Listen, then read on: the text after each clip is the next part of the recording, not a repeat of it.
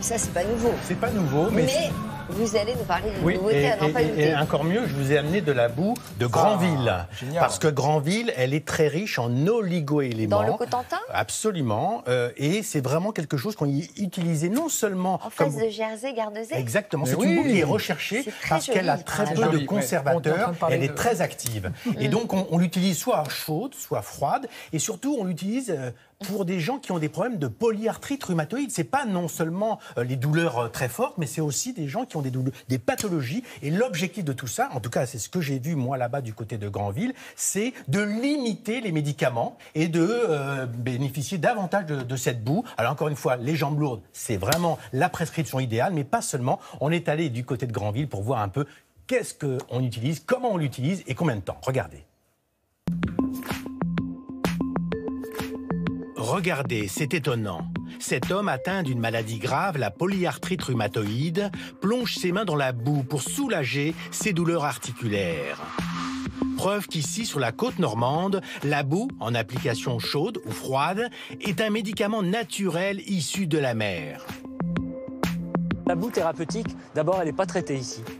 Elle est simplement filtrée, il n'y a aucun conservateur, rien. C'est le produit des alluvions, mais aussi de tout le brassage des marais, les algues en décomposition. Tout ça forme une boue qui est très riche en oligo-éléments, autant de produits qui peuvent aider dans les applications locales.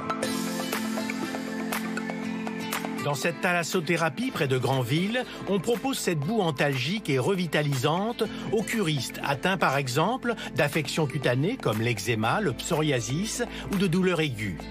C'est le cas d'Anne-Marie qui souffre des épaules et de la nuque après une chute. Je prends des anti-inflammatoires à dose assez importante. Ça apaise, ça réchauffe. J'espère que la boue va complètement remplacer les médicaments.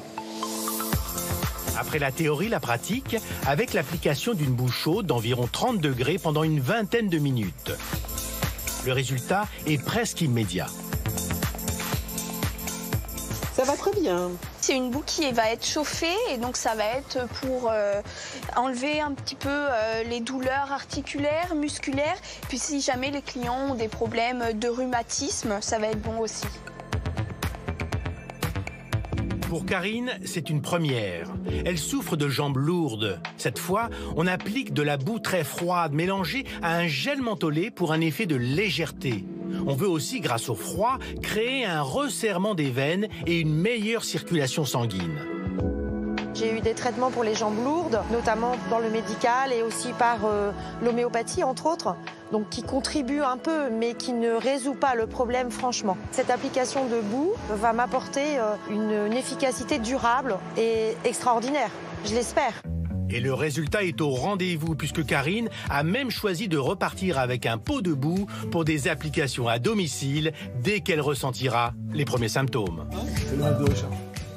Voilà, c'est intéressant. C'est à Donville-les-Bains, la thalasso. Et surtout, on l'utilise encore une fois pour les malades, des gens qui ont des douleurs très fortes, qui prennent des traitements lourds. On essaie de diminuer les traitements. Et puis vous savez qu'il y a même des balades dans la baie du Mont-Saint-Michel, marcher dans la boue pour justement raffermir et permettre une meilleure circulation pour les gens qui ont des jambes lourdes. Ça, c'est important de le rappeler. Donville, c'est du côté... C'est juste à côté de Granville. Oui, mais c'est pas du côté du Mont-Saint-Michel, c'est de l'autre côté du Cotentin. Bien sûr, c'est de l'autre côté, mais là, on est juste à côté de Granville. Pour situer un peu... Il y a Granville, Carole... Voilà, et de l'autre côté, un petit coucou. C'est vraiment quelque chose qui se développe et d'autres centres veulent développer cette notion d'utilisation de la boue. Encore une fois, c'est une boue qui est très riche en oligo. En plus, ça fait une belle peau. Et puis, il n'y a pas de conservateur. Donc ça, c'est important de le rappeler.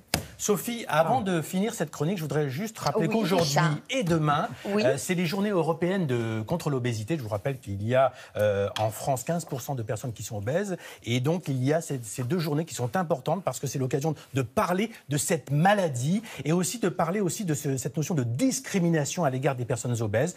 C'est aussi organisé par quelqu'un qu'on a reçu ici sur ce plateau, Anne-Sophie Joly, qui est responsable du comité national des associations d'obèses et qui a un travail remarquable contre cette maladie, contre cette souffrance et contre cette discrimination. Très bien.